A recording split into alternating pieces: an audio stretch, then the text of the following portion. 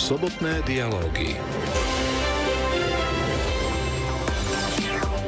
Európa podľa Donalda Trumpa. Stará dáma je pod paľbou kritiky. Americký prezident tvrdí, že hospodársky upadá, cenzuruje a potláča politické práva. Pre portál Politico povedal: Európski politickí lídri sú slabí. Myslím, že chcú byť politicky korektní a nevedia, čo robiť. Európa nevie, čo má robiť. Prezident vetoval rušenie úradu na ochranu oznamovateľov. Smer ho už nepodporí v ďalších voľbách. Koalícia zároveň upravuje inštitút kajúcnikov. Zuzana Števulová, PS. Chystajú sa rozvrátiť trestné právo spolupracujúci obvinený, ktorý získal nejaký benefit a v minulosti vypovedal nepravdivo, tak jeho výpoveď už nebude môcť byť nikdy použitá. Toto spôsobí situáciu horšiu ako počas hrubokrkej mafie v 90. rokoch. Pálčivá situácia. Premiér opäť raz riešil horúce koaličné hlavy. Hlas medzi tým vysvetľuje ďalšiu korupčnú kauzu. Nákup niekdajšieho outletu Voderady. Tomáš Drucker.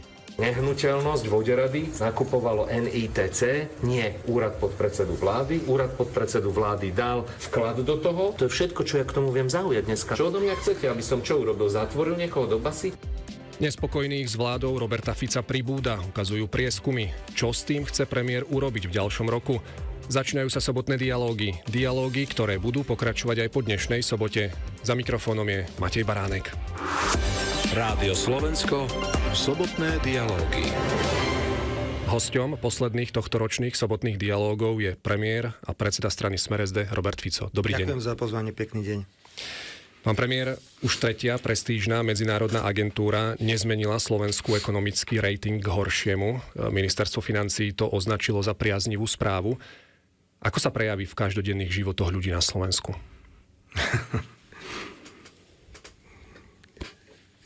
Keby to hodnotenie bolo negatívne, tak mi akú otázku postavíte? Predstavte si, že by nám zhoršili hodnotenie, tak predpokladám, že polovička tejto relácie by bola o tom, ako sa nám zhoršil nejaký medzinárodný výhľad. Na Slovensku platí, máš čapicu, nemáš čapicu, dostaneš po hube. Pán redaktor, tieto ratingové agentúry, či je to Standard & Poor's, či je to, Moody's, alebo to je, najnovšie myslím, že to bol Fitch, sú dôležité z pohľadu kvality našich verejných financií. Ak nám držia tie štandardy, to naznačuje, že máme určitú kvalitu úroveň pri získavaní zdrojov na medzinárodných fondoch. Je to dôležité pre stabilitu verejných financií. A najmä je to potvrdenie, že tie ťažké kroky, ktoré musíme kvôli predchádzajúcej vláde robiť, sú dobre nasmerované. Preto vítam toto hodnotenie, lebo potvrdzuje, že ideme správnym krokom, ale súčasne hovorím to veľmi jasne, bez akéhokoľvek zaváhania, tak ako hovorím, že nepodporím v stredu štvrtok v Bruseli vojnu na Ukrajine, že v roku 2026 pôjdeme pri získavaní zdrojov iným spôsobom. To je celé, čo môžem teraz k tomu povedať. Spustil som, ak dovolíte, iba celú sériu konzultácií, neformálnych konzultácií, nie s úradníkmi, s predstaviteľmi veľkých firiem, živnostníkov, zamestnávateľov. Bavíme sa, ako by rok 2026 pri týchto pozitívnych správach, o ktorých hovoríte, mal vyzerať. Čiže ak budeme konsolidovať, asi budeme musieť v roku 2026, tak to budeme robiť inak, ako sme to robili doteraz. Podľa šéfa rozpočtovej rady Jána Tóta nie sú verejné financie dlhodobo udržateľné. Vláde vyčíta, že šetriace opatrenia riadi novými výdavkami. Britský týždenník The Economist zaradil Slovensko na posledné miesto vo svojom každoročnom hodnotení ekonomík rozvinutých krajín. Ako na tom teda Slovensko reálne je? Keď vidie nejaká dobrá správa v medzinárodných ratingoch, ako tá, ktorú ste uviedli na úvod, okamžite musí prísť nejaká negatívna správa. Samozrejme, že predstaviteľ rozpočtovej rady, o ktorej hovoríte, nepatrí práve medzi privržencov vládnej koalície, preto chápem, že vždy povie len negatívnu správu. A hodnotenia. Pán redaktor, dajme si niekedy na stôl fotografie vidieka na Slovensku, vidieka v Maďarsku, vidieka v Rumunsku, možno aj fotografie vidieka v niektorých baltských štátoch. Nie čísla hovoria, že ako sa v danej krajine žije. Je to otázka, ako to ľudia vnímajú. Má ten človek pocit, že dobre, som si schopný kúpiť aspoň elementárne veci, veď ja som nikdy nehovoril o tom, že tu ľudia preboha žijú v nejakom prepichu. Fakt je ale ten, že, 1,4 milióna ľudí si kúpilo dovolenky v cestovných kanceláriách a vycestovalo. Je to krajina, ktorá musela v roku 2023 po nástupe mojej vlády robiť strašne drastické opatrenia, aby sa nám nerozpadli verejné financie. Takže ja som si plne vedomý, že nie je všetko v poriadku, ani zďaleka. Ale ako som už povedal, také prieskumy si narobíte, aké chcete. Viete, že vo Veľkej Británii nie som najpopulárnejší. Práve kvôli tomu, že som proti vojne, na rozdiel od existujúceho britského premiéra, ktorý by veľmi rád v tej vojne pokračoval na Ukrajine. Dobre viete, že kritizujeme Veľkú Britániu kvôli tomu, že financovala volebnú kampaň Progresívneho Slovenska v roku 2023 cez nastrčených influencerov a tak ďalej, a tak ďalej. Takže raz je dobrá správa, raz je iná správa. Naznačili ste, že inak budete konsolidovať v budúcom roku? Konkrétne ako? No, predovšetkým, ja sa začínam kloniť k myšlienke, prosím, berte to v tomto okamihu ako, nemám rád, keď sa používajú cudzie výrazy, brainstormingovú úvahu, teda, že len tak vypúšťam myšlienku, že by sme mali pristúpiť k zníženiu odvodov. Čo je samozrejme obrovský výdavok, pokiaľ ide o štát.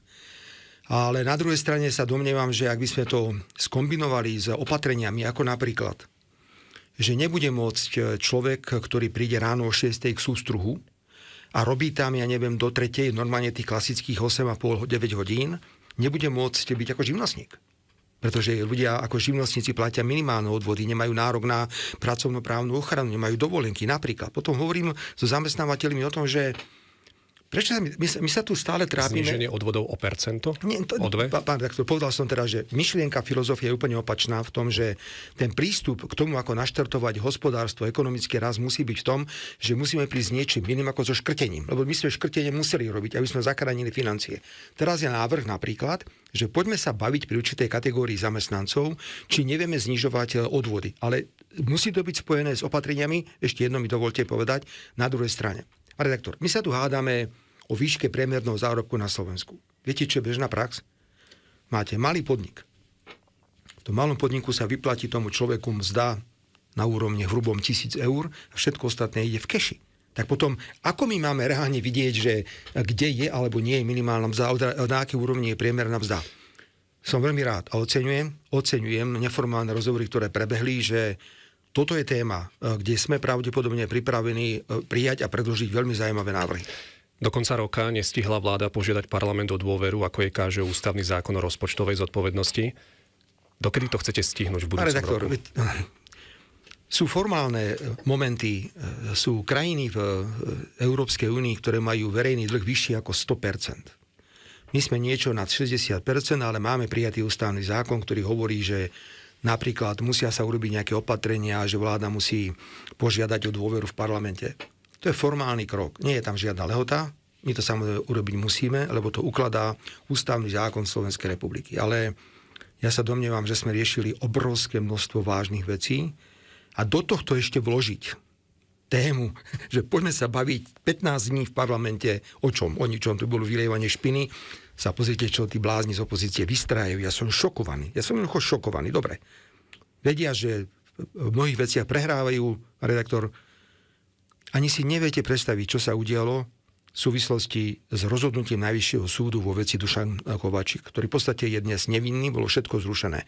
Oni vedia, že prichádzajú rozhodnutia, ktoré potvrdzujú, čo robili v rokoch 20 až 23. Preto... Dokedy by chcela teda vláda požiadať parlament o dôveru? My si myslíme, že ako začne nový rok 26, tam je plánovaná Národná rada, myslím, posledný týždeň januárový. Sadneme si v koaličnej rade a porozprávame sa o tom, lebo neukladá nám ústavný zákon naozaj žiadnu lehotu, ktoré to musíme urobiť. Je to formálny krok. Samozrejme, ja chcem rešpektovať ústavný zákon a urobíme ho. Prezident vetoval zákon o zrušení úradu na ochranu oznamovateľov a vystavaní nového. Parlament následne jeho veto prelomil. Podľa vás sa Peter Pellegrini postavil na stranu tzv. Čurilovcov a preto ho Smer nepodporí v ďalších prezidentských voľbách. Pán premiér, nedalo sa veto očakávať? Nie sú dôležité politické konsekvencie akéhokoľvek rozhodnutia. Dôležité je, čo sa udialo. A my sme neuveriteľne kritizovaní, pán redaktor, našimi voličmi za to, že nevieme sa tvrdšie vysporiadať s tým, čo sa dialo v rokoch 20 až 23. Naozaj tí naši ľudia od toho očakávajú, že my budeme vykopávať dvere, ako oni vykopávať oni nám. Že ich budeme zatvárať, že ich budeme posielať bez dôkazov do väzenia. Toto ja odmietam. Ja hovorím krok za krokom v súlade so zákonom a s ústavou Slovenskej republiky. Na stôl prišiel úrad, ktorý sa síce nazýval na ochranu oznamovateľov protispoločenskej činnosti, ale ochraňoval tzv. Čurilovcov, tých, čo robili v minulosti to peklo na orgánoch činných v trestnom konaní. Ja som išiel za pánom ministrom vnútra a povedal som, pán minister, ja som schopný ti pomôcť maximálne.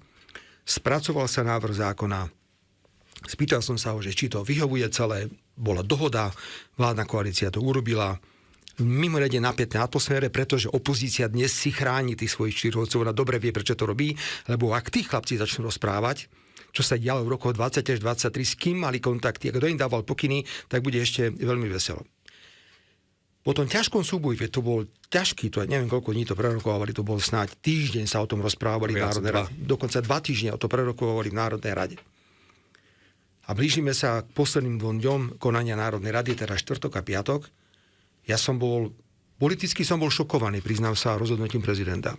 Hlavne som bol politicky šokovaný preto, lebo pán prezident má porozumenie pre to, čo sa dialo v rokoch 20 až 23. Pán prezident veľmi vie a veľmi dobre vie, čo sa dialo a čo tento úrad robil. Takže nezostávalo mi nič iné, len som politicky zobral jeho právo na vedomie, on na to má právo, to mu nemôže nikto zobrať.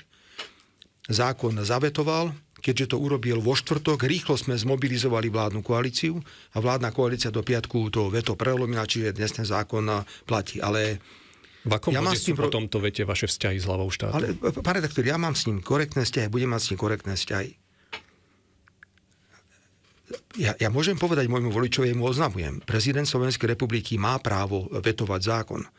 Ale prezident Slovenskej republiky má aj povinnosť rešpektovať nejakú realitu a zločiny, ktoré sa diali v minulosti. Ja som zavalený, aby ste ma dobre počuli, zavalený správami, mailami, odkazmi od voličov Smeru. Zavalený v súvislosti s vetovaním tohto zákona. Viete, čo tým vlastne chcem povedať? Takže politické konzekvencie sú, že prezident Slovenskej republiky, neviem, má asi nejakú stratégiu, asi ju má, ja mu želám všetko dobré, aby bola úspešná, ale prezident Slovenskej republiky nikdy nebude úspešný. Nikdy.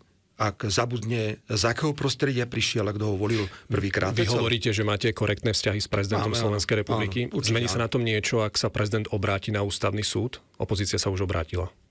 V súvislosti so zákonom. Každý má právo využiť svoje práva. Ja som pred chvíľkou spomenul, pán redaktor, toho Dušana Kováčika. Pamätajte si, že v jeho prospech Boris Susko ako minister spravodlivosti podal dovolanie, hoci aj samotný pán Kováčik dal dovolanie, a pustil ho na slobodu, lebo môže podľa trestného poriadku pustiť na slobodu minister spravodlivosti človeka, v prospech ktorého podáva dovolanie. Bože, to bolo kriku. Boris Susko bol odvolávaný v Národnej rade, zločinci a neviem čo všetko. No ale v súlade so zákonom mal to právo urobiť a v súlade so zákonom Najvyšší súd Slovenskej republiky všetko zrušil a dnes je Dušan Kováčik nevinný. Najvyšší súd prikázal špecializovanému trestnému súdu, aby vec prerokoval a opäť rozhodol. Dobre, ale je nevinný. Ako ešte raz, on bol právoplatne odsúdený, súhlasíte? A na základe dovolania Najvyšší súd všetko zrušil. Sme na nule. Na nule, dokonca tak na nule, že bude, ja si to myslím, to je môj právny názor, že špecializovaný trestný súd bude musieť vrátiť vec úplne naspäť do prípravného konania. Čiže áno.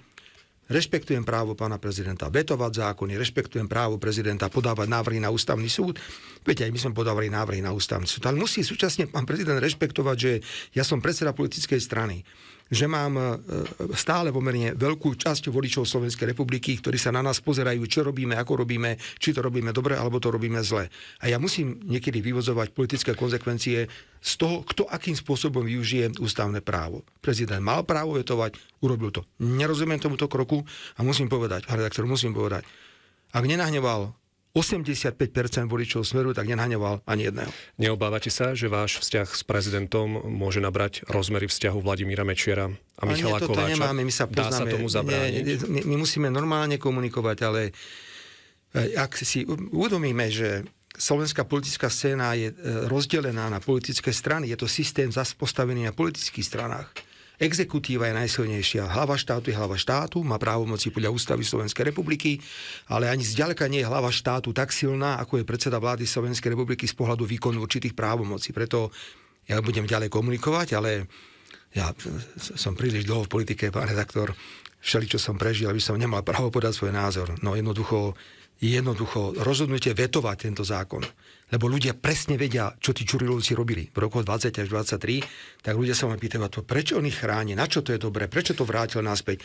Tak na to musí odpovedať, tak asi už nemá záujem o voličov Smeru a bude hľadať niekde podporu inde. To je normálne. Ak sa rozhodol pán prezident, že chce tú štruktúru jeho voličskej základne zmeniť a že chce loviť v nejakých iných vodách, to je jeho suverénne rozhodnutie. Ale ja musím reagovať na politickú reakciu. Prezident argumentoval skráteným legislatívnym konaním. Aké to je skrátené legislatívne konanie, keď sme pred chvíľkou povedali, že 2 týždne sa o tom rokovalo.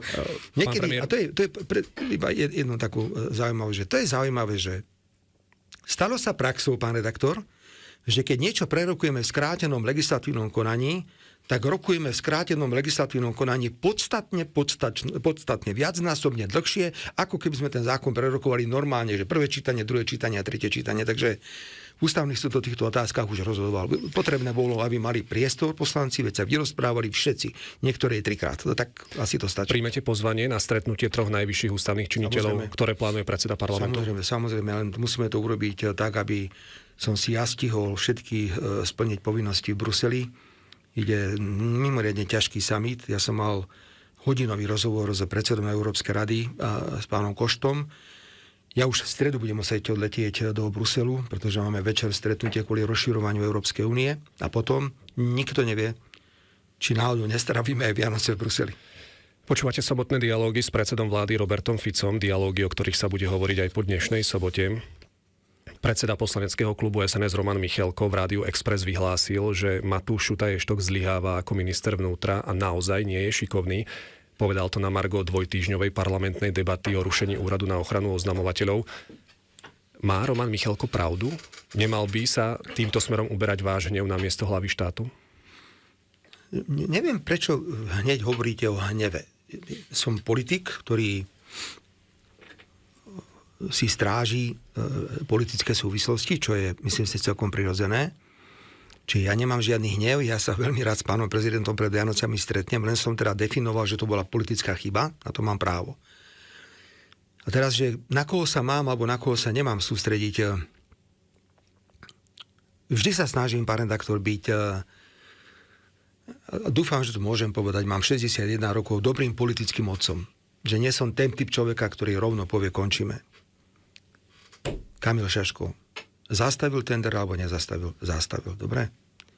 Potom prišiel problém na ministerstve u pána ministra Migála. Urobil rozhodnutie, aké bolo treba, urobil.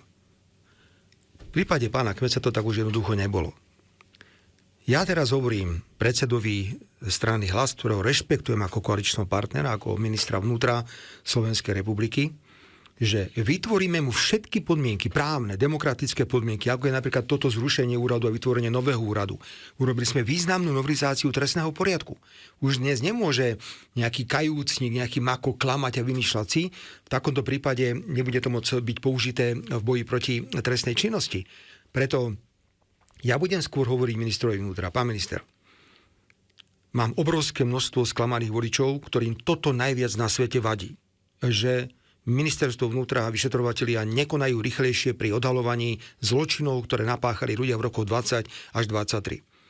Budem ti pomáhať všetkými možnými právnymi prostriedkami, ale súčasne oznamujem, že budem zosilňovať tlak na ministra vnútra. Musia prísť výsledky. Nie je tak, ako to robili oni, že dá minister nejaký pokyn vyšetrovateľovi, tohto musíš odstiť a toto musíš urobiť.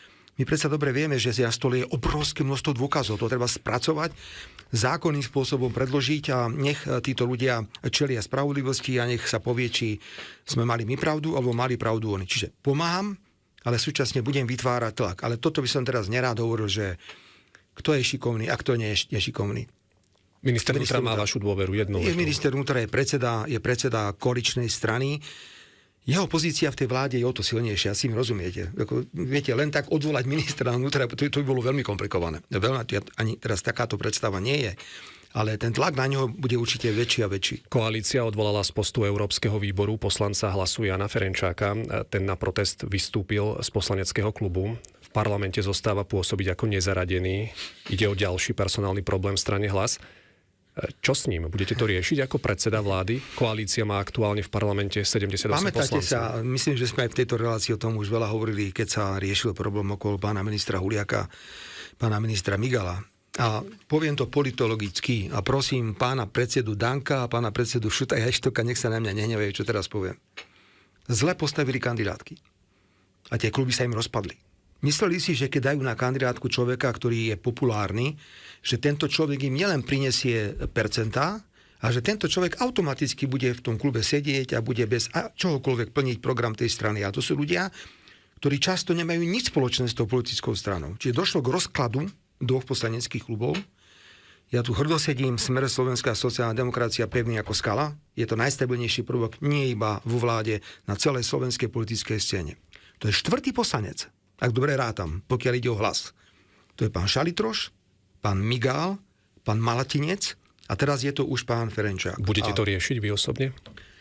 Však sa to vyriešilo. Vyriešilo sa to tak, ako sa to vyriešilo, pretože ja naďalej nie som nadšenec z toho, aby sme odvolávali z funkcií ľudí, ktorí sa hlásia ku vládnej koalícii, hoci niekedy si urobia, čo chcú. Ale strana Hlas povedala, že si chce tento problém vyriešiť. Ja som veľmi ich žiadal, tlačil a teraz vy ste mi postavili otázku do budúcnosti, pán redaktor. Ja som to teda riešil, nie jeden večer. Ja som strávil veľa hodín na tomto probléme. A predovšetkým išlo o obrusovanie hrán, aby sa nestalo, že po takomto politickom rozhodnutí, na ktoré má právo koaličný partner, lebo to je ich výbor, tak si to mohli urobiť, že by tie vzťahy boli definitívne mŕtve. Ja si myslím, že urobil som všetko preto, aby pán poslanec Ferenčák, ktorého si vážim, primátor z Kežmarku, veľa som s ním hovoril, on zostáva ako člen Hlasu, politickej strany, nie v poslaneckom klube Hlasu, ale myslím si, že natoľko sa nám podarilo veci obrúsiť, že minimálne nejakých základných principiálnych témach, ktoré sa týkajú fungovania a plnenia programov vyhlásenia vlády, s pánom Ferenčákom sa bude dať rozprávať. Ja som si pred pánom Ferenčákom dvere nezabuchol. Myslím si, že tie dvere minimálne sú otvorené na takýto rozhovor. Aj ďalší problém koalície pochádza zo strany Hlas, týka sa korupcie, konkrétne predraženého nákupu niekdajšieho outletu vo Voderadoch. Neťahá Hlas svojimi kauzami k vode celú vládnu koalíciu? Je spoľahlivým a dôveryhodným koaličným partnerom? Takto vznikol problém okolo pána Kmeca.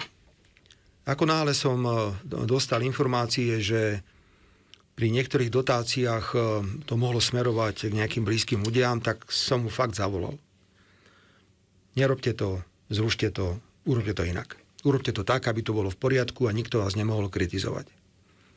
Napriek tomu boli nejaké rozhodnutia prijaté. Oceňujem, že dnes tam robí základné poriadky Tomáš Drucker, ktorý je poverený riadením tohto úradu. Ale ako to už na Slovensku býva, na pokakaného spadne záchod. A zrazu prišla ďalšia vec. A to je vec tentokrát tých budov vo Voderadoch, čo stále sledujeme, pretože ako tu sedím a chcem povedať, to nemôže skončiť tak, že štát dá niekde 17 alebo 18 miliónov eur a nebude to mať pod kontrolou a nebude to buď môcť predať za tie isté peniaze naspäť, alebo nebude mať z toho nejaké zisky. Čiže strana Hlas je pod obrovským tlakom a vie, že musí prísť teraz, pretože pán Kmec už je mimo, zdal sa funkcie. Myslím si, že je dôležité teraz, aby strana Hlas došla s návrhmi, ako to chce upratať. Chce tak, aby štát o peniaze neprišiel. O tých 17 miliónov. Áno, bavíme sa o 17 miliónoch, pretože nechcem teraz zaťažovať, mám všetky informácie, ktoré mám mať, ale myslím si, že existujú mechanizmy, ako zagarantovať, že štát to bude plne kontrolovať, bude mať z toho nejaké príjmy, nejaké zisky. Ak takéto nebude, tak budeme musieť veľmi tvrdo razantne rozhodnúť. Sú po 2 rokoch na mieste personálne zmeny vo vláde, alebo premýšľate ako premiér v aktuálnom stave koalície aj o predčasných voľbách? Dodám, že nespokojných s vládnutím vašej vlády je podľa prieskumu projektu Ako sa máte Slovensko až 56%. Keď sa ja pozriem na prieskumy verejnej mienky, nebudem to radšej komentovať, veď si pamätáte, ako vyzerala volebná noc v roku 2023. Oni už zostavovali vládu. Zrazu bolo všetko inak. prieskumy verejnej mienky mňa netrápia. Sú určité trendy, ktoré my vnímame. Ja si uvedomujem, kde máme slabiny. To je predovšetkým máme slabiny pri uplatňovaní právneho štátu. To je veľká slabina, na ktorú sa musíme sústrediť. A samozrejme, ja musím byť dôsledný pri vyvodzovaní zodpovednosti za také veci, ktoré sa teraz dejú v kuchyni strany Hlas, sociálna demokracia. Vôbec neuvažujem, verte mi, teraz, 26. rok je kúsok za dverami. Naopak chceme sa sústrediť na prorastové aktivity. Pokiaľ dôjde koaličný partner nejaký, že chce niekoho si vymeniť, si vo svojich vlastných portfóliách, ja im v tom brániť nebudem, ale nemôžem vylúčiť. To je druhá vec. Nemôžem vylúčiť, že pri nejakom zlyhaní budem postupovať tvrdo. Ak si dobre pamätám, počas prvej vlády v rokoch 2006 až 2010 som vymenil 11 ministrov. Na jeseň 2026 si bude Slovensko voliť nových starostov a županov. Už niekoľko týždňov sa v politických kuloároch skloňuje aj meno ministra dopravy Jozefa Ráža ako kandidáta Smeru na post primátora Bratislavy. Sú to klebety alebo reálne uvažovanie vo vašej strane? Budem familiárny. Jožo Ráž má obrovskú výhodu. A táto výhoda spočíva v tom, že on sa nejako špeciálne nikdy politicky neangažoval, on sa angažoval profesionálne, odborne. Aj keď robil na, povedzme, ministerstve zdravotníctva, robil, teraz je ministrom dopravy. A páči sa mi jeho bezprostrednosť a priamosť. Jednoducho povie, na toto máme, toto môžeme, toto nemôžeme. Teším sa nakoniec, dúfam, že tu budem, že mi to nezabráni. Bruselský summit 22. chceme ten tunel vo Višňovom spoločne otvárať. To je obrovská výhoda. Ďalej, žije tu v prostredí Bratislavy. Čiže je to človek, ktorý je zžitý, ľudia ho akceptujú, takže keby sa mňa spýtal, takáto diskusia medzi mnou a ním ešte nebola. Ale ak by sa ma Jožo Ráž spýtal, že či by som mu odporúčal kandidovať za primátora mesta Bratislavy, som povedal, že určite áno. Nič horšie sa ti môže stať, iba že zostaneš ministrom dopravy. Takže moja odpoveď bola áno, ale toto ešte nie je politicky na stole. Progresívne Slovensko označuje zmeny v tzv. Horálkovom zákone za protiústavný nezmysel. Koalícia zavádza nové trestné činy popierania mierového usporiadania po druhej svetovej vojne a marenia volebnej kampane cudzou mocou. Michal Šimečka hovorí o túžbe Smeru zavrieť do basy jeho, prezidenta Pellegriniho a tisícky ďalších ľudí. Pán premiér, nejde o kriminalizáciu opozície, ako hovorí jej líder a podľa prieskumov predseda najsilnejšej politickej strany na Slovensku? Ešte raz, pán redaktor. Zmena trestného zákona je normálna, rutinná činnosť slovenského parlamentu. Máte právo predložiť návrh zákona, o zákone sa diskutuje a potom sa hlasuje. A keďže máme ešte minimálne v počtoch nejakú demokraciu, tak sa niečo príjme. Prečo tak vrieska Šimečka? No poprvé vrieska preto, lebo sme zaradili paragraf, ale to je vec, pán redaktor, ktorá spätne nemôže platiť, tak asi to nebudeme nikoho plašiť. Pretože vie, že jeho strana bola výrazne zvýhodňovaná v roku 2023 peniazmi, ktoré prichádzali z Veľkej Británie z ministerstva zahraničných vecí.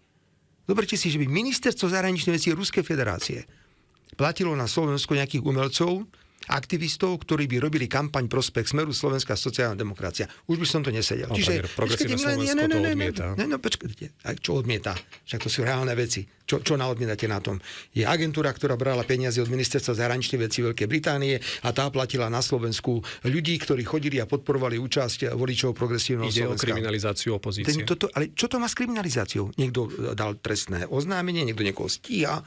Máme v trestnom zákone novú skutkovú podstatu, ktorá hovorí, nie je možné ovplyvňovať parlamentné voľby tak, že iné štáty veľmoci budú financovať niektoré politické strany. Ja si myslím, že to je vážny problém a je správne, aby do budúcnosti takýto paragraf bol. Benešové dekrety. Benešové dekrety, pán redaktor, sú absolútnou súčasťou slovenského právneho poriadku. Sú výsledkom svetových rozhodnutí, ktoré boli po skončení druhej svetovej vojny, sú nevyhnutné pre stabilitu. Za to, že chce mladý Šimečka pár hlasov na juhu Slovenska, začnú vykrikovať, že poďme to zrušiť. My len hovoríme, že nesmú sa niektoré veci popierať. Vadí vám, že je v trestnom zákone zákaz popierania holokaustu? No nevadí. Tam ste všetci ticho. A my zrazu hovoríme, že je zákaz popierať existenciu a význam Benešových dekretov o to mierové usporiadanie. To je presne na tej istej rovine. Takže opozícia vždy bude kričať, vždy kričala, vždy bude robiť cirkus, to je úplne normálne a prirodzené. Mňa toto špeciálne nevyrušuje. Myslím si, že bolo správne, že do budúcnosti sme takéto skutkové podstaty zaradili. Už ani nehovoriac o samotnom zákone na ochranu oznamovateľov proti spoločenskej činnosti, ktorý chránil Čurilovcov a nie oznamovateľov proti spoločenskej Stále počúvate činnosti. Sobotné dialógy s premiérom Robertom Ficom. Americký prezident Donald Trump ostro kritizuje Európu. Stratégia národnej bezpečnosti, ktorú zverejnil Biely dom, hovorí o jej hospodárskom úpadku, cenzúre, potláčaní opozície či podkopávaní politickej slobody. Má americký prezident pravdu? Nemáte pocit, že toto už hovorím 10 rokov? Opakovane budem tvrdiť, že minimálne sloboda slova je veľmi potláčaná v rámci Európskej únie. Nemôžete mať iný názor. Keď máte iný názor, tak vás okamžite vytláčajú nabok. A to bola najmä celá tá genéza vojenského konfliktu na Ukrajine. Ak poviete, že nechcete dávať peniaze na zbranie, ste zlí, lebo je povinnosťou dávať peniaze na zbranie. Politicky jedna krajina za druhou v rámci Európskej únie je v hlbokej kríze. Máme nefunkčný politický systém. Poznáte môj názor, treba ho zreformovať na báze demokratických parlamentných volieb. Nemôže mať Slovensko 100 politických strán. A ak naďalej budeme vytvárať vládne koalície tak, že 5-6 strán sa musí dať dohromady a vládnuť, tak vždy bude obrovský priestor na konflikty a ten predseda sa môže zblázniť, pretože ja 80% energie musím niekedy predovšetkým na tie konflikty dávať, aby som to vyriešil. Hospodársky, absolútna pravda. Na všetko sme sa sústredili, iba nie na Európu. Popríjmali sme nezmyselné rozhodnutia v oblasti Green Dealu. Máme tu veľký problém so stratégiou zahraničnej politiky, lebo žiadna neexistuje. Kaja Kallasová, ako ju nazývam, že ministerka, aby som to skrátil, zahraničných vecí Európskej únie, bez akokoľvek vplyvu. Možno to bude počuť, niekto je tu určite dá na stôl. Ako môže prísť ministerka zahraničných vecí Európskej únie, kde máte 500 miliónov obyvateľov do Spojených štátov a nikto ju tam nepríjme? Čiže máme obrovský problém. Výhoda samozrejme Donalda Trumpa je v tom, že je iné, keď on niečo povie, a keď niečo poviem ja. Ja sa absolútne stotožňujem s tým, čo hovorí americký prezident. Absolútne sa stotožňujem. On je samozrejme, on je biznisman, on je obchodník, on to tak inak všetko povie. Jemu sa nemôže stať, že príde do Bruselu a tam ho všetci skefujú. Je to trošku iný typ krajiny, ktorá si môže tieto názory dávať. Ako sa všetci hnevali na tej bezpečnostnej konferencii v Mníchove, keď Vance povedal, že však vy ani vlastné hodnoty nerešpektujete. To tak je. Denník Wall Street Journal napísal, že mierový plán Donalda Trumpa pre Ukrajinu počíta s obnovením dodávok ruského plynu a ropy do Európy. Únia sa pritom plánuje od nich odpojiť na jeseň 2027. Možno to čítať aj tak, že Donald Trump sa snaží za akúkoľvek cenu obnoviť obchodné a ekonomické vzťahy s Ruskom? Samozrejme. A každý to urobí po vojne, nebuďme naivní. Ako náhle skončí vojna, každá západná krajina tam bude utekať a toľko takú mieru pokrytectva ste v živote nevideli, ako budete vidieť. Čo to je za nezmysel, že Slovensko nemôže kupovať od Rusov plyn, lebo vraj tým, že kupujeme ruský plyn, podporujeme ruskú vojenskú mašinériu. A pritom je Rusko druhý najväčší dodávateľ skvapalneného plynu do krajín, ako je Francúzsko a neviem aké krajiny. Čiže viete, že ideme žalovať. Ideme žalovať Európsku komisiu. Európska komisia napriek tomu, že sme hlasovali proti, tam nebola možnosť veta, vedeli, prečo to robia, prijali to kvalifikovanou väčšinou. Je prijatý zákaz dovozu ruského plynu, my ideme toto žalovať, sme dohodnutí s Maďarskom, pripravuje sa kvalifikovaná žaloba, napadneme samozrejme na súdnom dvore a toto rozhodnutie. A patrí medzi tých, ktorí volajú a budú volať po obnovovaní vzťahov. Dokonca ešte jedno je to, aby som bol konkrétnejší, nie sme ďaleko. Ja požiadam ministra zahraničných vecí, aby čo najrýchlejšie sa obnovilo zasadnutie tých zmiešaných komisí, ktoré majú krajiny, pokiaľ ide o hospodárskú spoluprácu. Nie, ako toto musí skončiť. To, čo sa dialo, pán redaktor, od začiatku vojny v Európskej únii nemalo nič spoločné s demokraciou. Absolútne nič to nemalo spoločné. Podľa agentúry AFP aktualizovaný mierový plán na ukončenie vojny na Ukrajine počíta s tým, že Kyjev sa stane členom Európskej únie do januára 2027. Viete o tom niečo ako predseda slovenskej vlády? To je nemožné. Sú takéto sľuby únie vo vzťahu ku Kievu reálne? Absolútne nemožné. 1. január 27. Uvedomte si, že na vstup Ukrajiny do Európskej únie potrebujete súhlas všetkých členských štátov. A budú to veľké krajiny, ktoré na jednej strane podporujú vojnu na Ukrajine a na druhej strane budú prvé, ktoré budú brániť vstúpiť Ukrajine do Európskej únie. My nemôžeme predbehnúť iných. 100-krát lepšie ako Ukrajina je pripravené Srbsko. Samozrejme, Aleksandar, vynikajúci politik Vučić, je pod obrovským tlakom. Všelijaké nové a nové politické kritériá sa stále tomu Srbsku dávajú, len aby Srbsko nebolo. Ak máme hovoriť o rozširovaní Európskej únie, určite Montenegro, Čierna hora, určite Srbsko. Poďme sa baviť s Albánskom, takisto vláda urobila obrovské pokroky. Nevidíme, čo sa na tej Ukrajine deje. Pamätáte sa, a koľko tu bolo kriku, keď som si dovolil povedať, že pozor na korupciu na Ukrajine, pretože nevieme, koľko peniazí sa tam rozkradlo. Doteraz Európska únia dala na Ukrajinu 177,5 miliardy eur. Netušíme, kde všetko skončilo. A teraz je ďalší plán, a o tom bude veľmi vážne zasadnutie Európskej rady, naliať ďalšie desiatky miliard eur na Ukrajinu, ale predovšetkým na zbrane. Ako tu sedím, s týmto ja nič nechcem mať. V hodinovom rozhovore som povedal Antoniovi Koštovi, pán predseda, budem s tebou sedieť aj do januára na Európskej rade. Ako predseda vlády nikdy nebudem súhlasiť so žiadnym finančným riešením pre Ukrajinu, ktoré má smerovať na kúpu zbraní a na ďalšie zabíjanie. Donald Trump telefonoval s lídrami Veľkej Británie, Francúzska a Nemecka o Ukrajine. Podľa neho bol telefonát veľmi tvrdý.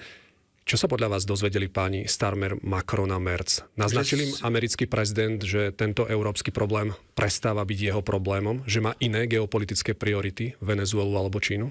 Ja sa domnievam, že v názoroch na Ukrajinu a so všetkou úctou to hovorím, aj voči Merzovi, aj voči Macronovi, Starmer nie je predseda vlády členského štátu Európskej únie, že sú v pasti, do ktorej sa sami dostali.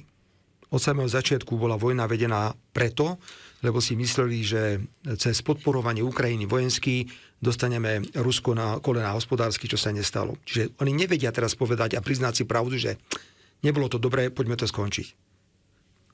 Nie sú presné čísla, nebudem ich ani hovoriť, pretože nechcem tu niekoho zbytočne plašiť. Sú však štatistiky, ktoré naznačujú, že za posledných 5 mesiacov bola eskalácia napätia vo vojnovom konflikte taká, že na každej strane toho súperenia mohlo byť 20 000 mŕtvych. Dobre počúvate, 20 000 na každej strane za mesiac. Čiže hovoríme o 40 000 ľuďoch. Aká bude zmena o mesiac? No bude 40 000 mŕtvych.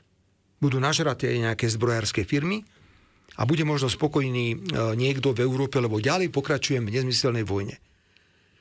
Keby sme mali istotu, že vojensky sa dá tento konflikt vyriešiť, tak to poďme riešiť. Ale on je vojensky neriešiteľný z výnimkou atomových zbraní. A dúfam, že toľko rozumú tí, čo tie atomové zbranie majú a budú mať a takýto nezmysel neurobia. Preto úplne chápem pragmatický, racionálny prístup amerického prezidenta k vojne na Ukrajine. On bol v tom, že prídem, dohodnem sa, vybavené, idem riešiť niečo iné.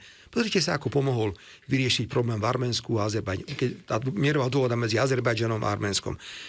On má veľmi silné nástroje na riešenie vecí, ale tu jednoducho naráža na ľudí v Európskej únii, ktorí si želajú vojnu. To je celé. To je ten zásadný rozdiel. Čaká po obnovení plnohodnotných vzťahov USA a Ruska svet a Európu nové prerozdelenie sfér vplyvu, tak ako tomu bolo počas studenej vojny? Rozdelia si Spojené štáty, Rusko a Čína zvyšok sveta.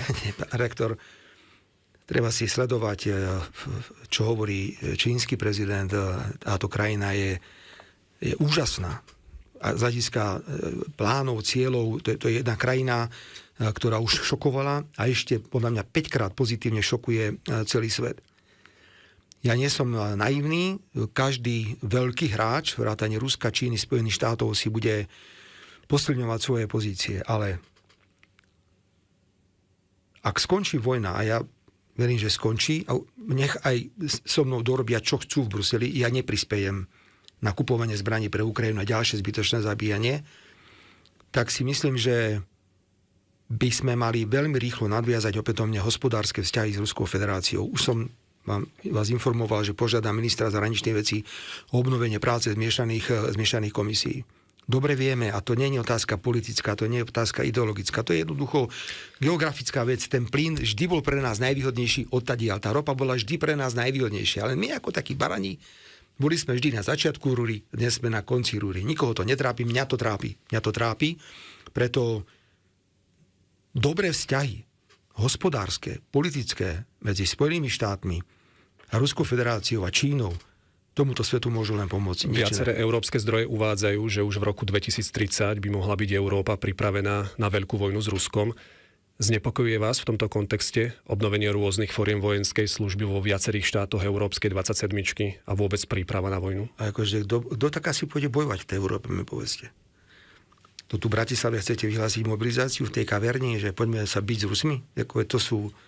Znepokojuje vás Pán redaktor, mňa znepokojuje niečo iné, ako to zbytočne plašíme ľudí. Tak. Aj slovenský rozhlas to robil od začiatku vzniku tohto vojnového konfliktu, keď ste pravidelne od rána do večera dávali správy. Rusko všetko prehráva. Ruský vojakom padajú nohavice. Ruský vojak nie je schopný obrániť Prašnú cestu. Ruský vojak nie je schopný obrániť dedinu, ktorá má 30 domov. Toto nám rozprávate 3 roky. A zrazu všetci hovoria, že Rusko ide napadnúť svet. Prečo by Rusko napadlo svet? Preto ja nepovažujem, je to pochopiteľne jediná vec, a to je zárobky zbrojárskych firiem. Keď sa straší, tak sa zbrojí a míňajú sa peniaze. Nezarába aj Slovensko. Prosím? Nezarába aj Slovensko. Keď celý svet, máme predsa firmy, ktoré vedia vyrábať špecializované výrobky. Ak to má pomáhať ekonomickému rastu, ja s tým nemám žiadny problém. Ja len opakujem. Ak to má slúžiť rozvoju hospodárstva, tak poďme, vyrábajme veci.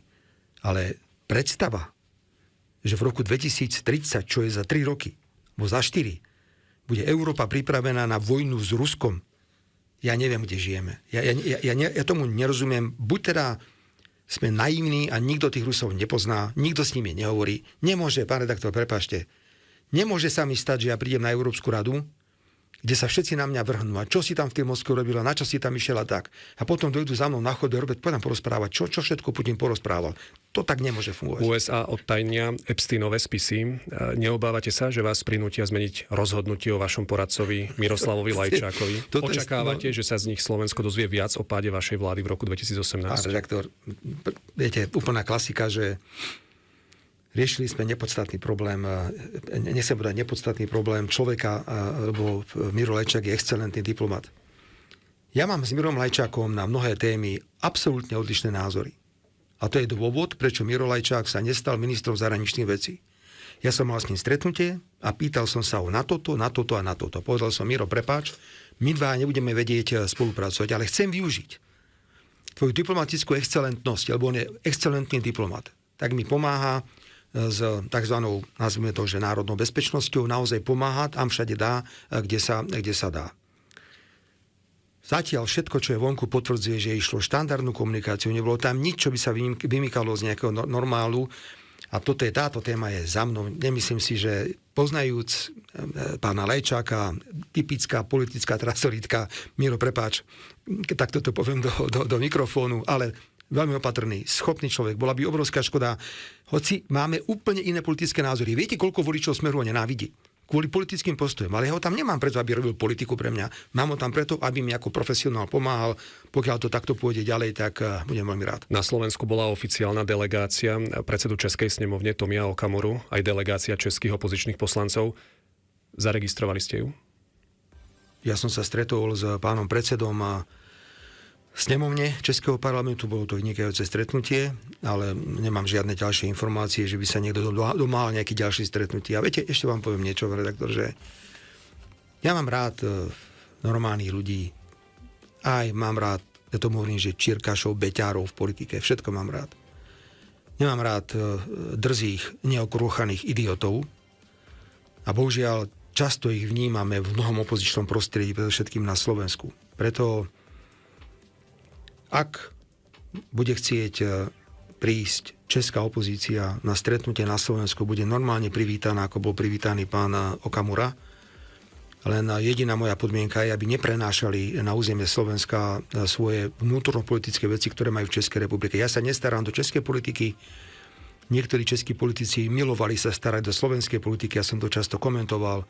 Každý politik z Českej republiky, či je opozičný alebo vládny, tak požiada o stretnutie, bude dobrá téma, bude na to nejaký dôvod. Veľmi rád sa stretnem, ale nie preto, aby sa to potom zneužívalo v politickom súboji v Českej republike. Minulý mesiac poľský prezident Karol Nawrocki na pôde Karlovej univerzity povedal, že súčasná únia nie je spolkom našich snov. Cieľom nebolo, aby Európska únia diktovala podmienky nášho politického systému, našej stravy alebo výchovy našich detí. Povedal doslova úradujúci poľský prezident. Aký je to signál zo strany Poľska pre snahy kabinetu Ursuly von der Leyenovej čoraz viac centralizovať úniu? Stručne. Ja si myslím, že my sme boli dokonca dôslednejší. Dali sme do ústavy, že poznáme iba dve pohlavia, že manželstvo je jedinečný zväzok muža a ženy. Vyriešili sme otázku adopcie detí homosexuálnymi pármi. Čiže my nehovoríme, my reálne konáme. Áno, ideme. Európska únia nie je v dobrom stave. V akej kondícii, v akom stave prežije únia svoju súčasnú predsedničku? V roku 1988, keby ste sa ma spýtali, že či si viem predstaviť rozpad Varšavskej zmluvy, tak sa budem na vás pozerať ako tela na nové vráta. A rok na to, alebo do 2 rokov bolo po všetkom. Neexistuje možnosť povedať, že nikdy. Takto ďalej, ale Európa nemôže ísť. Len to chce líderstvo. To musia byť veľkí hráči. Francúz, Nemec, musí sa prísť nejakým návrhom, ako zreformujeme. Prvé, čo je správne, a to sme na dobrej ceste, je, že zmierňujeme nezmyselné ekologické ciele, ktoré si nastavila Európska únia, ktorá nám brzdia slovenský priemysel. Takže niečo sa robí, ale politicky, vnútorne je Európska únia vo veľkej kríze. Pán premiér, zajtra si pripomíname 3. adventnú nedeľu. V rámci nového roka nás čaká už druhý novoročný prejav hlavy štátu. Čo očakávate od Petra Pellegriniho? Neviem, ja Ja si tiež asi budem pripravovať nejaký príhovor krátky pre ľudí. Toto je suverénne právo pána prezidenta, aby komentoval veci. Myslím si, že ten rok bol tak náročný. Ja som nikdy nemal takúto ťažkú vládu. Nikdy. Ani som neriešil toľko vecí, ani som nebol predmetom takých útokov, vrátane teda pokusu ma zavraždiť pre politické názory. Preto ja sa pokúsim prísť s normálnymi posolstvami na rok 26, že čo by sme chceli robiť na budúci rok, ale ja sa do novoročného príhovoru pána prezidenta určite nebudem správať ani stávať. Toľko premiéra, predseda Smeru Robert Fico. Ďakujem. Ďakujem ešte raz za pozvanie. Posledné sobotné dialógy v tomto roku sú v závere. V roku 2026 sa opäť stretneme 10. januára.